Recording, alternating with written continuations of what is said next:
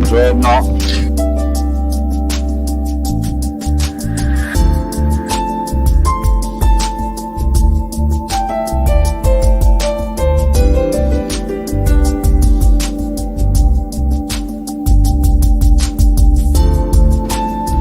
Buongiorno. Siete pronti? No, aspetta, tengo sulla mascherina.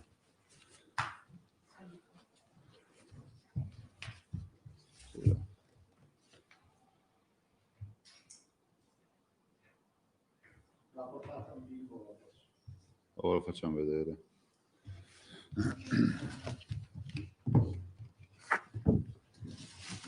Passerei subito al bollettino, poi vi diamo due informazioni sull'attività di oggi e lo stato dell'arte. Tra l'altro abbiamo anche poi importante comunicazione relativa al piano di sanità pubblica relativo, ciao Alda, agli ospedali, visto e considerato che poi ci saranno delle novità oggi, quindi avete fatto bene a venire. E quindi grazie per la vostra presenza. 2.437.080 tamponi. Nelle ultime 24 ore sono stati fatti quasi 20.000 tamponi. Il numero dei positivi da inizio dal 21 febbraio sono 75.907 e nelle ultime 24 ore abbiamo 3.815 positivi in più. In isolamento 17.940 persone,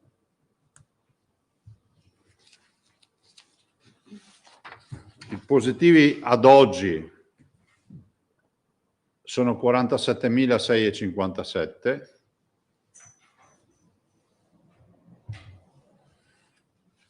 I ricoverati sono 1.410 più 109 nelle ultime 24 ore, 1.410.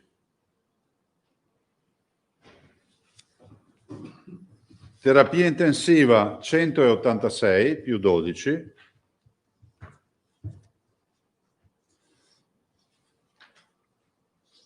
(2.568 persone hanno perso la vita, più 25 nelle ultime 24 ore, e dimessi, come dicevamo ieri, passati 5.000, 5.105. 51 persone dimesse anche ieri. Quindi vedete che intanto tra carico e scarico, tra presa in carico e dimissione, abbiamo un bilancio che più o meno in queste 24 ore di 50 persone, no? 50 le abbiamo dimesse, 100 le abbiamo caricate, prese in carico, quindi una cinquantina di letti nuovi occupati. Allora, le prime considerazioni da fare: si sta crescendo, come avete visto siamo a 1.400 persone ricoverate. Non siamo ancora alle punte di marzo, perché voglio ricordarvi, anche qui è bene ricordarlo, perché ogni tanto mi sento dire ma 3.815 positivi in 24 ore mai visti. Certo, sono un numero importante, però è giustificato dal fatto che facciamo i tamponi. Ricordo sempre che se facessimo oggi, avessimo fatto a marzo i tamponi che facciamo oggi, i famosi 30.000 tamponi e più di oggi, a marzo avremmo avuto non 3.815 come oggi, ma ne avremmo avuti almeno 6.000 positivi, perché la percentuale è esattamente questa. Noi oggi, rispetto ai tamponi che facciamo, troviamo il 50% di positivi in meno rispetto a marzo. Questo è un dato ormai che si sta confermando, quindi il numero assoluto è grande perché facciamo tanti tamponi, però in proporzione ai tamponi che facciamo a marzo abbiamo metà positivi. Ma del resto la lettura indiretta di questo dato ci viene dagli ospedali. Se il numero di positivi fosse proporzionale ai ricoveri e terapie intensive, oggi noi dovremmo essere al collasso. La verità è che abbiamo invece 1.400 persone in ricovero e 180, adesso non ricordo il dato esatto, scusatemi, 186, grazie, in terapia intensiva. Questi sono i nostri dati che ci interessano. Allora, l'abbiamo detto tante volte, noi stiamo andando verso la metà di questo percorso, no? Diciamo che mediamente queste curve, queste gaussiane, durano circa 90 giorni, cioè dal momento in cui iniziano a esserci i primi casi al momento in cui finiscono con gli ultimi casi. Se consideriamo che questa avventura, questa seconda fase è iniziata ai primi di ottobre, dopo l'apertura delle scuole, noi sappiamo con certezza che oggi, in questo momento, siamo più o meno, ci stiamo avviando a metà del percorso, verso i 45 giorni. Speriamo che tutto sia confermato. Sappiamo che i prossimi giorni saranno ancora giorni di ascesa e quindi prima di raggiungere, diciamo, la parte, il culmine, e quindi poi iniziare pian piano la discesa, speriamo che non ci siano novità. È altrettanto vero che in queste ore l'emergenza maggiore che abbiamo è quella di pronto soccorso, cioè di accessi al pronto soccorso che rispetto all'anno scorso con la prima ondata sono doppi. Pensate che prima del Covid, prima del 21 febbraio, mediamente il Veneto faceva accessi al pronto soccorso per circa 4.500 accessi al giorno. Tanto per darvi un'idea, mediamente all'anno noi facciamo circa 2 milioni di accessi al pronto soccorso. Quindi prima del 21 febbraio mediamente avevamo 4.500 accessi al giorno. Con il Covid siamo scesi a 1200-1300 accessi al giorno. Oggi, se andiamo a vedere l'andamento dal 21 febbraio in poi, lo paragoniamo al nostro andamento dai primi di ottobre in poi, vediamo che abbiamo il doppio degli accessi rispetto al periodo Covid dell'anno scorso. Penso che i fattori possono essere molteplici, però diciamo ai cittadini, primo, di evitare al massimo l'accesso al pronto soccorso, di farlo solo in casi indispensabili, cercare il medico di base, che anche telefonicamente può dare le prime indicazioni. Perché poi vediamo che il 70% di coloro che accedono al pronto soccorso tornano a casa. Quindi vuol dire che dobbiamo assolutamente evitare che persone si rechino al pronto soccorso, mettano a repentaglio la loro salute e soprattutto quella degli altri. Perché per quanto siano distinti i percorsi, comunque l'ambiente ospedaliero è un ambiente dove il virus e il batterio e comunque le occasioni di infezione sono ubiquitarie. Sono ubiquitari, il che non vuol dire che in ospedale ci sia male, ma vuol dire che se tu ti cerchi un posto asettico, di certo non devi andare in un ospedale. Quindi la preghiera è di recarsi il meno possibile negli ospedali. Dopodiché noi abbiamo provveduto stamattina, poi lascio la parola all'assessore Lanzarin, ad attuare, è da ieri che ci stiamo lavorando, stamattina abbiamo rifatto il comitato, come abbiamo fatto ieri, diciamo di crisi per il coronavirus. Sapete che abbiamo nominato questo comitato coordinato dal dottor Rosi. E poi a seguire abbiamo fatto anche il comitato dei direttori generali e ne è scaturito dall'incontro di ieri una circolare che è stata mandata con firma del dottor Masullo per sostanzialmente la chiusura dei Covid Center e la creazione di veri e propri Covid Center al 100%, cioè la chiusura di attività ordinarie presso i Covid Center e andare verso veramente una totale piena disponibilità. Perché? Perché se abbiamo 100 ricoverati al giorno in questa fase che è quella di massima salita per poi raggiungere il culmine e tornare giù, è altrettanto vero che possiamo aspettarci che nei prossimi giorni, 10 giorni, se questo fosse il trend, potremmo avere 1 migliaio di pazienti in più in ospedale. 100 al giorno per 10 giorni fanno 1 migliaio di pazienti da ricoverare. Siamo attrezzati per farlo, siamo un po' in tensione, ringrazio tutto il mondo della sanità perché comunque è un lavoro, come si può dire, straordinario quello che stanno facendo i nostri operatori. Lo è da un punto di vista del rischio personale, ma lo è anche dal punto di vista organizzativo. Considerate che si rimescolano tutte le carte in ospedale, no? Non è che possiamo pensare che ogni operatore possa continuare a fare il suo lavoro rutinario, canonico, presso il suo reparto, con quelle attività, perché è inevitabile che in un momento di crisi l'anestesista possa essere chiamato anche fuori dalla sala operatoria, anche fuori dalla terapia intensiva, magari per andare alle subintensive o in altre realtà.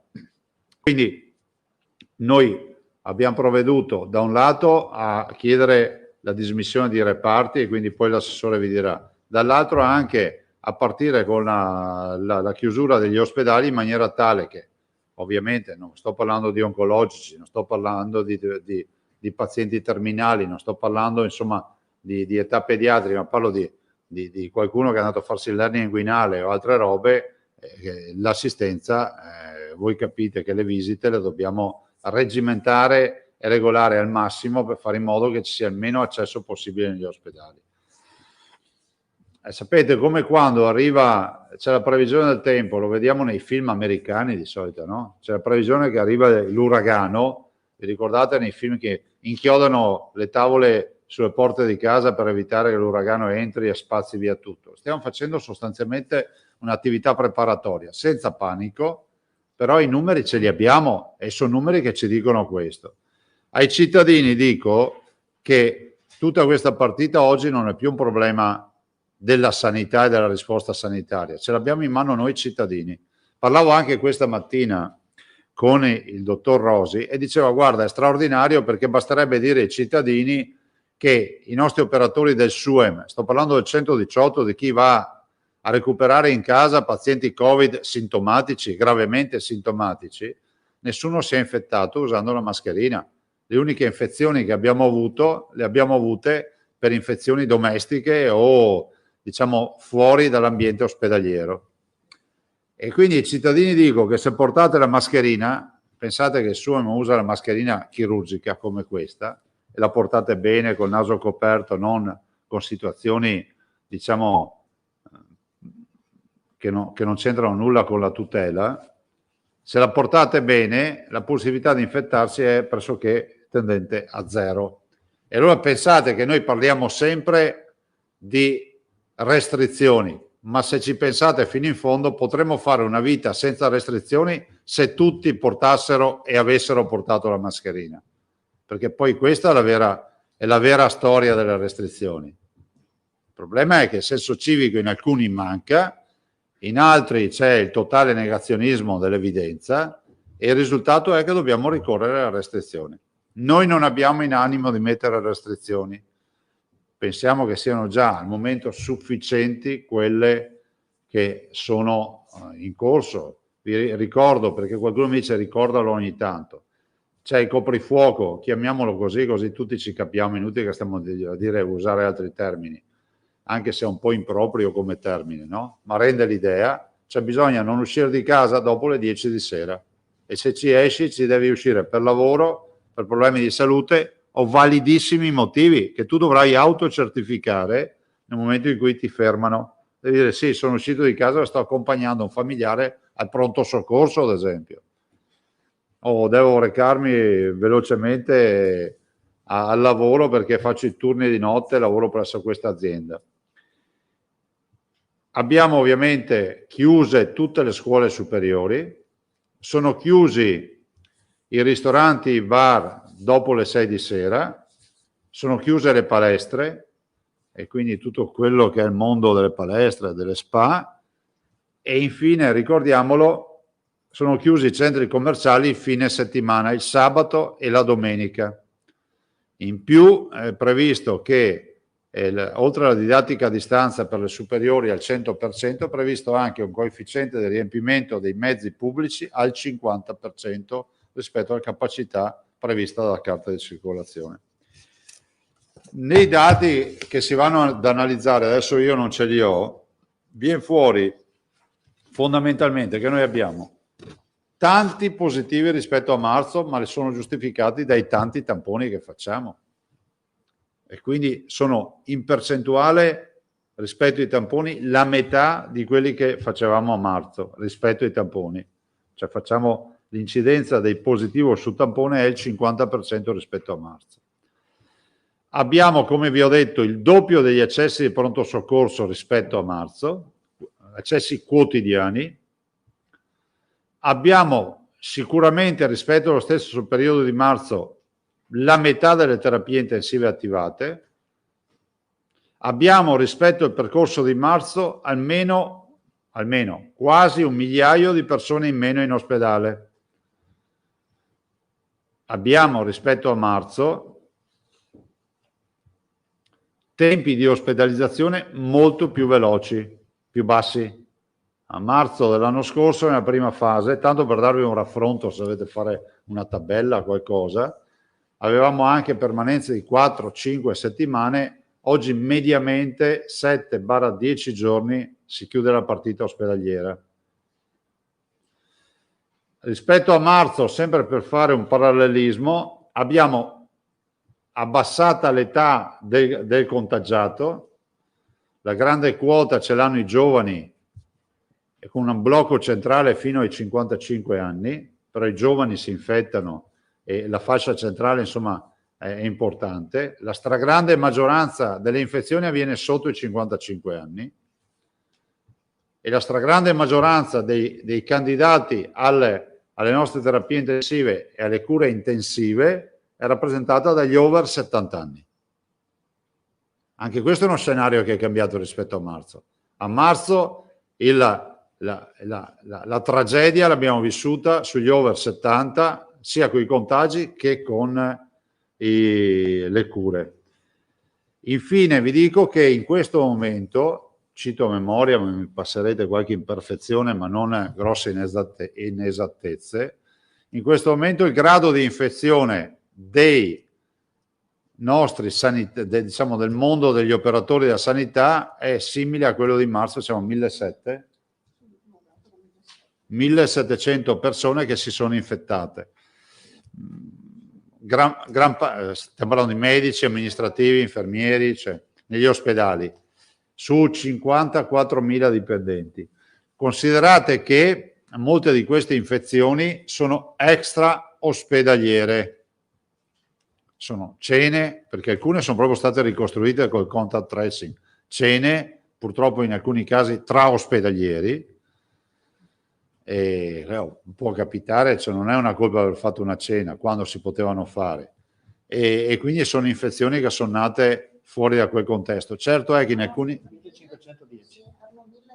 1510 sì, 1510, scusate, ho sbagliato di 190, quasi 200, e quindi alcune sono infezioni extraospedaliere. Insomma, è tutto nella norma rispetto a questi parametri. Oggi si tratta di chiedere un grande sacrificio, che non è grande poi, no? Lo facciamo grande tutti assieme, ma nel nostro intimo, personalmente, è semplicemente portare la mascherina, portarla sempre, fare in modo di igienizzare il più possibile le mani, quasi in maniera ossessiva. Perché le mani? Tanti ce lo chiedono. Perché le mani sono l'organo tattile che tocca i prodotti al supermercato, che tocca il cibo, che comunque spesso le dita vengono a contatto con la bocca piuttosto che con gli occhi, e se trovano una superficie dove c'è il virus, lasciato da qualcun altro, te lo porti direttamente in pancia.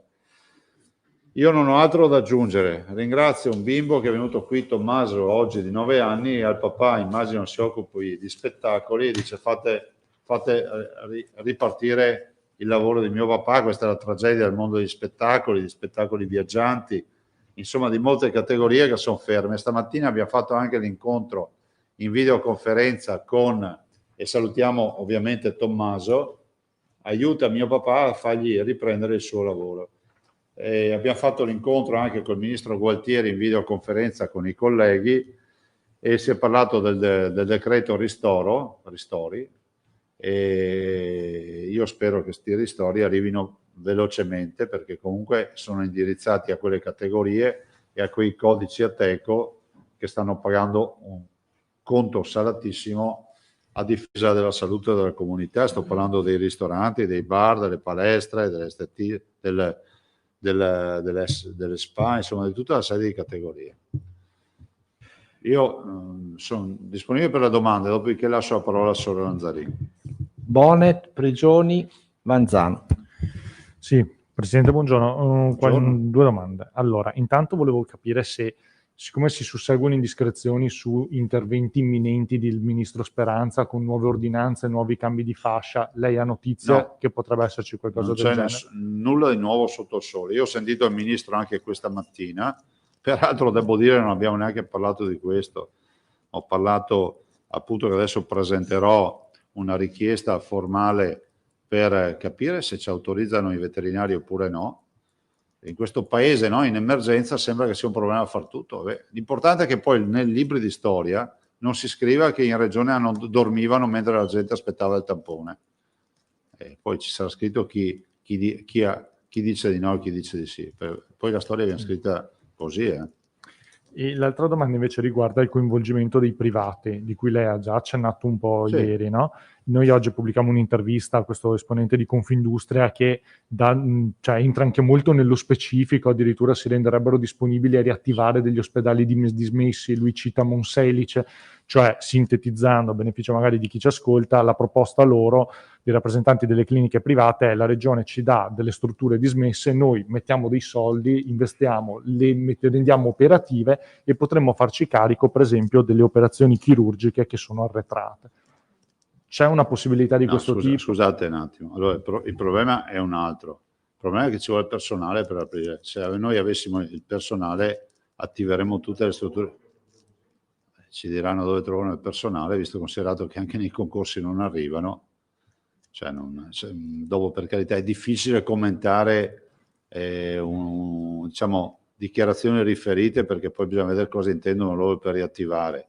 La verità è che oggi il nostro problema non è riattivare il Monselice o riattivare altre strutture.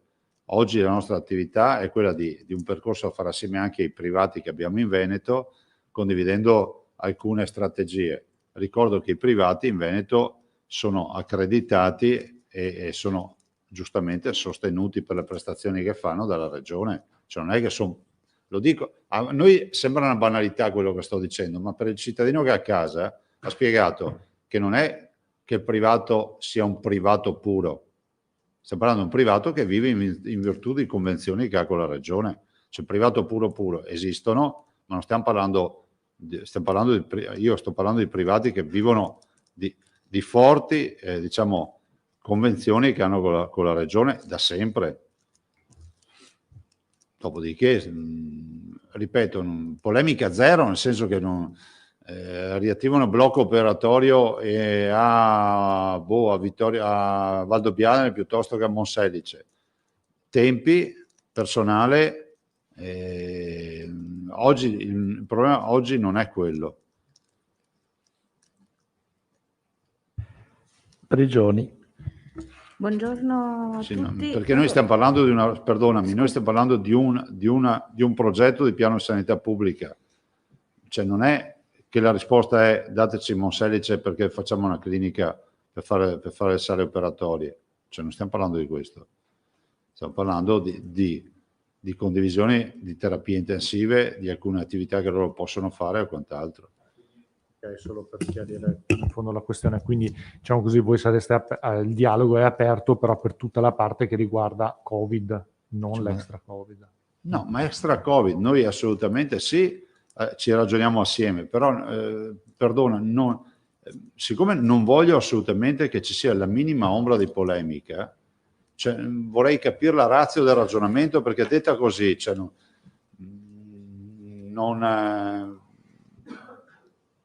non l'ho capita. No, nel senso non l'ho capita. Se uno mi dice, ma noi siamo pronti a aprire e fare sale operatorie a Monselice, ce le abbiamo anche noi, abbiamo Piastra da 34 sale operatorie. Il senso del suo ragionamento fosse quello di, in qualche maniera, sgravare la sanità pubblica di tutto quello che adesso dovrà essere riprogrammato, sospeso, e l'attività chirurgica non urgente. Siccome noi abbiamo blocchi di sale operatorie nuove dappertutto, se sospendiamo è perché ci mancano i lavoratori. Se vuoi dare una mano alla sanità pubblica, dacci gli anestesisti e i chirurghi. Facciamo un nuovo ospedale per far che? Per poi non riuscire più a chiuderlo, perché questo è il sistema, no? Cito Verona per citarne uno. Abbiamo inaugurato un ospedale che ha 34 sale operatorie. Se si va in dismissione, scusatemi, in riduzione dell'attività chirurgica è perché ci saranno anestesisti, ci saranno professionisti da altre parti, no? Che senso ha che io vado ad aprire un altro ospedale nuovo con blocco operatorio quando so che fra un mese tornerò a regime con le mie sale operatorie? Forse ha più senso prendere, se qualcuno ha personale per aprire un ospedale nuovo, mettercelo a disposizione e facciamo altre attività. Però a noi non risulta che ci sia tutto questo personale sul mercato. Beh, dopo ve lo spiegherà. Cioè, Prego. Sì, buongiorno, io volevo proprio... Posso sapere il nome di chi ha detto sta roba? Vabbè, scusa, no, è solo per sapere.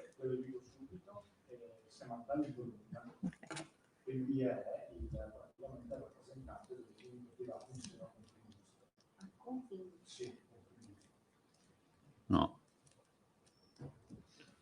Prego. Sì, buongiorno, volevo proprio appunto sul tema personale, se in questa riorganizzazione con l'esclusività dei 10 Covid Center state attivando delle iniziative tipo richiamo di medici in pensione, cioè iniziative come recuperare il personale. Ma questo è già di default. Considera che sono arrivate le 16 squadre dei militari, è già di default, però mi metto nei panni della signora Maria che dice, cavoli, ma è molto semplice, perché chiudono?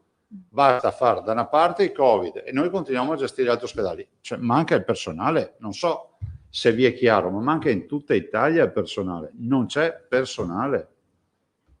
E che qualcuno non si azzardi a dire che non lo abbiamo assunto, perché siamo stanchi e ogni tanto esce qualcuno a dire non è stato assunto, perché facciamo concorsi in continuazione. La verità è che mancano medici, non ce ne sono a sufficienza, soprattutto di specializzati. Oggi, se ci fossero, che so, 100 anestesisti, li avremmo subito con delle attività da far fare. Cioè, questo è il vero tema. Prova ne sia che a livello nazionale si sono modificati molti protocolli di cura, molti standard di cura per ampliare il numero di pazienti a medico per alcune specialità, proprio perché mancano i medici. Vanzan. Presidente, quindi riassumendo, gli accessi, perché non ho capito bene i dati, erano rispetto a marzo sono raddoppiati, quindi sono quanti? Dai 1.200 al 2.400 circa oggi? Sì, anche di più sono. Io stavo pensando ai giornalieri, ma possiamo dare anche il mensile. Aveva detto col Covid a febbraio eravamo a 1.200, 1.300, oggi c'è il doppio degli accessi sì, giornalieri. Più del doppio. Più del doppio, ok. Quindi siamo 6.25, 3.000 circa. Vabbè. Abbondante. Che cosa dobbiamo aspettarci quindi nei prossimi 10 giorni, quando avremo la curva che sale e poi a un certo punto si ferma? Sicuramente dovremo stringere i denti, perché nel momento in cui salirà ancora la curva dei ricoveri avremo necessità di utilizzare i professionisti che abbiamo, i letti che abbiamo, per dedicarli a questi ricoverati, e forse finalmente qualcuno capirà perché ci preoccupiamo del Covid, no? Quindi perché lei, questi sono Presidente, pazienti che non possiamo lasciare in strada a casa. quindi oltre alla, o meglio, non oltre, attualmente abbiamo gli ospedali Covid che elimineranno le attività altre, ordinarie per dedicarsi quasi esclusivamente al Covid, Sì. Gli altri ospedali invece, quelli di cui è prevista eventualmente la riapertura, tipo che ne so, Noale. No, è già attivato. Già Noale. attivato. Sì. Nel senso che è un ospedale che fa parte tipo del gruppo di Monselice, di Vittorio Veneto, che sono quelli per la fase finale dell'eventuale necessità per le degenze, per le negativizzazioni o per casi sociali o anche per emergenze straordinarie. Però se arriviamo, allora, loro hanno tutti l'ossigeno, questi ospedali, però se arriviamo a quei livelli lì, considerate che vuol dire che qui c'è veramente un casino boia, nel senso che vuol dire che ci sono malati, anche perché per aprire quei posti lì, lo spieghiamo sempre a quelli che pensano di aver capito tutto, non sto parlando di prima, sto parlando perché ogni tanto arriva qualcuno e dice ma prendete quell'ospedale e mettete lì i malati Covid. No, ci vuole personale per seguirli, per cui se si tratta di gestire una degenza, diciamo, di pazienti non più critici che devono farsi, che so, i 2 o 3 giorni per poi andare a casa è una roba, ma pensare di pazienti complessi assolutamente no. Non abbiamo il personale da distribuire in così tanti posti. Tornando al pronto soccorso, lei ha detto che il 70% di quelli che si presentano al 118 poi va a casa senza necessità di ricovero. Sì. Quindi sono degli accessi impropri, assolutamente impropri? Sai, in questo momento accesso improprio non lo puoi chiamare, perché comunque c'è un grande tema che è quello anche della psicosi. È giusto che i cittadini abbiano tutte le informazioni possibili e immaginabili. Diciamo che sono accessi che, se potessimo intercettare sul territorio, eviteremmo che vadano in ospedale.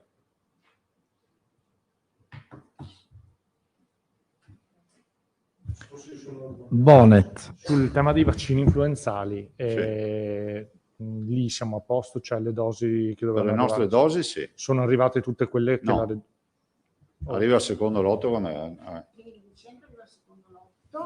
Dicembre arriva il secondo lotto, adesso ne abbiamo trovate altre 3.000 dosi di un vaccino, insomma, che sarebbe quello per gli allergici. Abbiamo ordinato anche queste 3.000 dosi, quindi queste sono in più rispetto. Il primo lotto è arrivato, il secondo lotto arrivava ai primi di novembre, quindi presumo siano arrivato, visto che siamo già, insomma, e il terzo lotto arriverà ai primi di dicembre. E in più abbiamo trovato 3.000 dosi di un vaccino per legato alle persone allergiche, eccetera, però siccome va bene abbiamo preso anche queste 3.000 dosi in più, ordinato queste 3.000 dosi in più.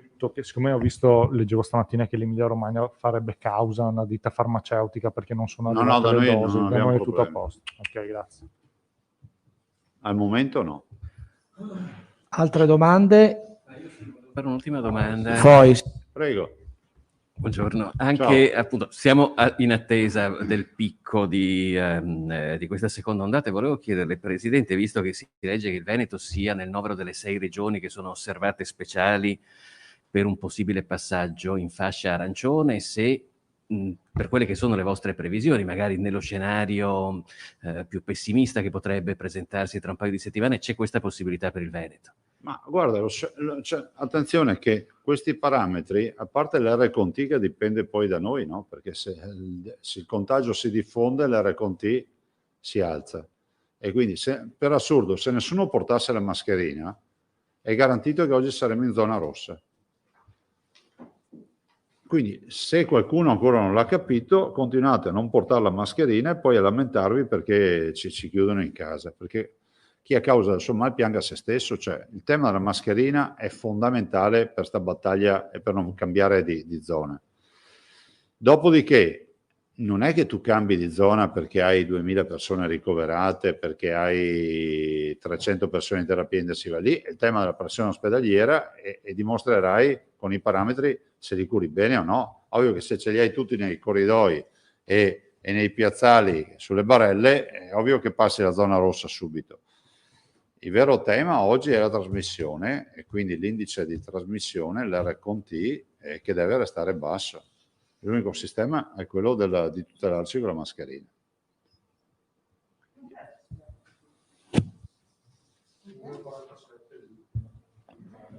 Sì. Quant'è l'R con T? Guarda, non te lo so dire, però vi devo dire che adesso noi abbiamo preso contatti, ieri avete visto, penso sia stata utile l'intervento della dottoressa Russo.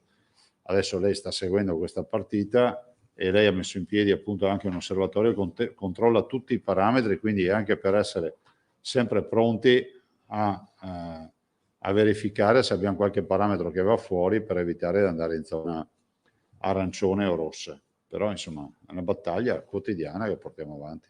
Lascio all'assessore Lanzarin. Grazie e buona domenica a tutti. Arrivederci.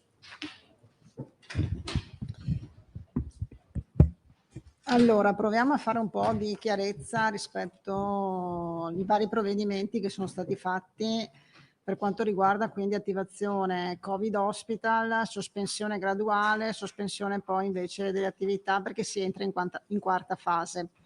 Allora, partiamo dal piano che voi conoscete, quello che vedeva le varie fasi in base all'occupazione dei posti letto di terapia intensiva e area non critica, no? Noi siamo nella terza fase, che è quella che va dai 150 ai 250 in terapia intensiva e dai 900 ai 1500 in area non critica. Siamo già vicini alla quarta fase, soprattutto per quanto riguarda l'area non critica, un po' meno per quanto riguarda le terapie intensive. E cosa abbiamo fatto di diverso rispetto alla prima fase? Perché forse c'è perché chiaramente la prima fase, insomma, partiti un po' senza conoscere molto e quindi nella prima fase abbiamo sospeso subito con circolare tutte le attività. All'inizio, il 13 di marzo, c'è stata nella prima ondata la sospensione di tutte le attività con una lettera del direttore dell'area sanità e sociale. Allora il 13 marzo e il parametro, fate conto che il 13 marzo avevamo 110 persone in terapia intensiva e abbiamo sospeso tutto. Oggi siamo a 170, mi sembra oggi forse, adesso non ho il dato sotto mano, mi sembrava che il Presidente ha detto 170 oggi, e invece abbiamo adottato un criterio diverso. Abbiamo adottato il criterio del piano a fasi e anche della modulazione graduale su base provinciale, su base di singola azienda, nel senso di dire ogni singola azienda in base all'impatto ha un piano proprio seguendo le fasi del piano generale. La settimana scorsa, quindi il fine settimana scorsa, inizio di questa settimana, Abbiamo attivato in maniera formale i Covid Hospital, quindi c'è stata la lettera di attivazione dei Covid Hospital in maniera formale, con in quella lettera in cui appunto dicevamo ai direttori generali: attivate i 11 Covid Hospital che sono individuati, sospendete in maniera graduale le attività. E avevamo detto: sospendete in maniera graduale le attività all'interno dei Covid Hospital e negli SPOC, mentre rimanevano inalterate le attività all'interno degli hub, perché avevamo sempre detto gli hub devono comunque rimanere integri per poter fare tutte le attività. Siccome però oggi siamo nella fase, siamo in preparazione per entrare nella quarta fase e quindi in base ai vari calcoli ci arriviamo in 2 o 3 giorni, insomma, quindi inizio settimana prossima, abbiamo già dato istruzioni per attivare la quarta fase, che fa un passetto in più rispetto alle istruzioni che abbiamo dato la settimana scorsa. Quindi c'è stato il comitato appunto che è stato costituito di crisi coronavirus, quello con coordinatore Rosi, che ha predisposto un documento. Il documento è andato ieri al CTS regionale ed è diventata una circolare che è partita ieri sera a tutte le aziende USL, ma anche ai privati, perché in questa fase coinvolgiamo anche i privati, di applicazione, quindi di sospensione un po' più forte e intensiva. Cosa prevede quindi la circolare che è partita ieri sera e che coinvolge quindi non solo le aziende sanitarie pubbliche, ma anche tutte le strutture private accreditate e convenzionate. Prevede quindi che l'attività chirurgica, che nell'altro documento, quello che abbiamo parlato la settimana scorsa, inizio settimana, insomma lunedì per capirci, prevedeva la graduale sospensione delle attività di elezione chirurgiche programmate, prevediamo appunto adesso invece di sospendere in ogni struttura ospedaliera pubblica e privata accreditata tutta l'attività chirurgica programmata per la quale è previsto ricovero in terapia intensiva post-operatoria, quindi con l'intento di non occupare posti di terapia intensive per attività chirurgiche programmatiche, chiaramente non le emergenze urgenze, quindi l'incidente, l'ictus, l'infarto, eccetera, per capirci. E di ridurre l'attività programmata non urgente chirurgica in ambito internistico, quindi anche tutte quelle operazioni chirurgiche internistiche che possono essere programmate, e quindi lo facciamo sia per le strutture pubbliche che per le strutture private.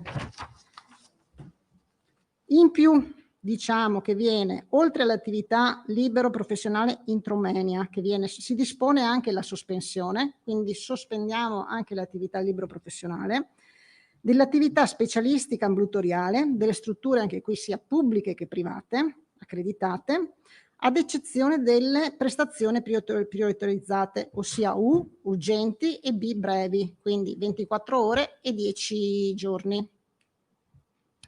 Quindi le altre prestazioni vengono, salvo casi eccetera, bloccate e sospese, accanto anche all'attività di libero professionale di intramonia, anche sulle attività all'interno delle strutture private. Si invita all'utilizzo della telemedicina e si dispone appunto che questa misura venga adottata per essere attiva non oltre il 10 di novembre, quindi martedì prossimo. Quindi diamo i 5 giorni per l'attivazione e la sospensione di queste attività per essere pronti martedì, mercoledì, quando in base alle previsioni entriamo nella fase quarta. Questo non è nulla più del provvedimento che era stato adottato il 13 marzo, quando eravamo nella prima fase, perché al 13 marzo avevamo adottato un provvedimento unico e non graduale, come abbiamo fatto invece in questa seconda fase, in cui si sospendeva l'attività quindi di elezione chirurgica programmata nel pubblico e nel privato, e si sospendeva nel pubblico e nel privato l'attività anche di ambulatoriale specialistica non urgente e breve, quindi quella con le prescrizioni di urgenza. Questo perché? Allora, perché come si diceva, abbiamo sicuramente oggi la necessità di essere pronti a quelle che sono le richieste e i numeri che arrivano con la quarta fase, e non è una questione, come si diceva, di posti letto, quindi trovare posti letto o comunque liberare posti letto. In alcuni casi sì, nei Covid hospital chiaramente stanno cercando di non ricoverare più e di dismettere le persone che possono essere dismesse, però si tratta anche di un'organizzazione interna per recuperare il personale e far sì che il personale, previa formazione se necessario, perché insomma se è necessario formare il personale per le subintensive piuttosto che per altre attività, venga formato e occupato nei reparti Covid.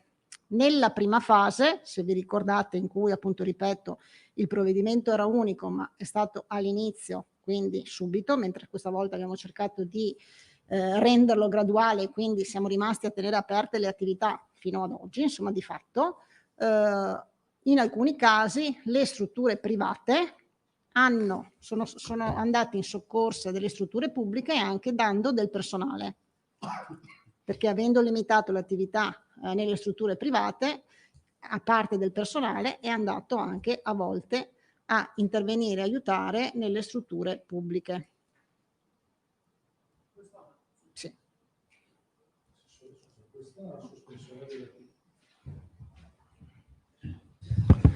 Bonnet. Sì, grazie. Questa sospensione dell'attività, quindi sia chirurgica che specialistica ambulatoriale, non urgente, avverrà in quali ospedali? In tutti. Compresi, è una misura ma compresi che vale gli per hub? tutti. Sì. No, non negli hub, no. Avverrà negli hub, negli hub stanno anche negli hub c'è la riduzione, però gli hub chiaramente rimangono ancora, diciamo, meno vincolanti, però anche negli hub, qualora ci sia una necessità, le strutture, quindi vale per tutti. Stesso procedimento che abbiamo fatto a marzo. Quindi uguale. Cioè, sempre anche negli hub è rilevante come... Sì, ma anche a marzo negli hub si è sospesa l'attività chirurgica non programmata. Anche a marzo si è sospesa l'attività chirurgica non programmata.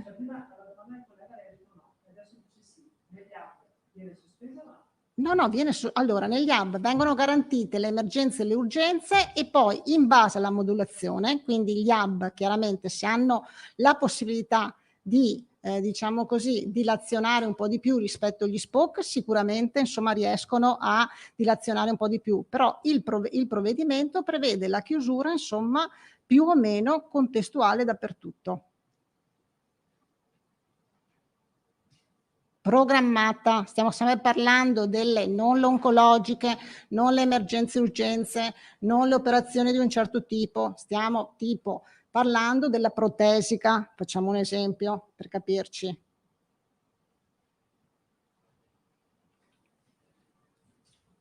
Cioè, per essere brutali, non si farà un'anca in nessun ospedale del Veneto. Ho capito bene? Sì. Allora, il provvedimento prevede questo. Dopodiché, se alcune strutture hub riescono al proprio interno, perché non so, sto pensando, azienda ospedaliera di Padova, che comunque oggi sta gestendo l'emergenza assieme all'USL Euganea, no? Ok? Perché c'è l'ospedale di Schiavonia che comunque Covid ospita, eccetera. Riesce a mantenere qualche attività, questo può anche mantenerla, però io non vi so dire oggi, il provvedimento prevede però che questi siano autorizzati a interrompere le attività. Il microfono, Marco, grazie. Quindi rientra nell'autonomia del direttore generale vedere se c'è la possibilità di continuare o no. Ma io credo che all'interno di una struttura hub, se c'è la possibilità di fare qualcosa, credo che i direttori generali possano ancora poter pensare di fare qualcosa. Però oggi non siamo in queste condizioni, perché i pesi maggiori ce li abbiamo soprattutto a Padova, Verona, Treviso, Vicenza, cioè e gli hub principali sono questi. Alda. Quindi, Assessore, però lei cita il documento del 13 marzo. Sì. Non c'entra niente con il semaforo, tra virgolette, quello che avevate fatto un paio di settimane fa. No, Cioè, quello riguarda solo la quarta vi ho fase. citato, scusatemi, forse vi ho citato il documento del 13 marzo per dirvi che noi stiamo adottando un provvedimento uguale a quello che avevamo fatto il 13 marzo. Solo che il 13 marzo l'abbiamo adottato subito con 110 pazienti in terapia intensiva. Questa volta, nella seconda ondata, l'abbiamo adottato a fasi molto più avanti, perché sennò avremmo dovuto, in base a quei criteri, adottarlo all'inizio di ottobre, dando gradualità agli interventi e anche autonomia il più possibile alle varie singole USL. Questo era il paragone con il documento del 13 marzo, per capirci. Scusi l'ignoranza, ma quando dice allora è sospesa tutta l'attività chirurgica e riduzione anche in ambito internistico, può farci un esempio? Ma la cataratta tipo. Quindi cataratta, tutto quel tipo di operazioni lì che possono essere tranquillamente, o comunque tranquillamente, che possono aspettare, che non c'è l'urgenza. Tutto il resto. Noi ci auguriamo che questo sia un provvedimento che duri poco, quindi potrebbe durare le 2 o 3 settimane necessarie per diciamo così, passare la fase più critica per poi chiaramente ritornare alla gradualità. Quindi è un provvedimento che ci auguriamo duri il meno possibile. L'abbiamo ritardato il più possibile, ci auguriamo che duri il meno possibile. Professore, scusa, sei in grado di darci un ordine di grandezza? Cioè di quante prestazioni stiamo parlando, più o meno? Che non si sa. No, perché le direzioni generali hanno anche devono anche, nel momento in cui annullano o disdicono alcune prenotazioni, devono anche cercare di fare una programmazione, però non ce le ho oggi, possiamo probabilmente più avanti averle. Sì, per avere un ordine di grandezza, insomma. Grazie.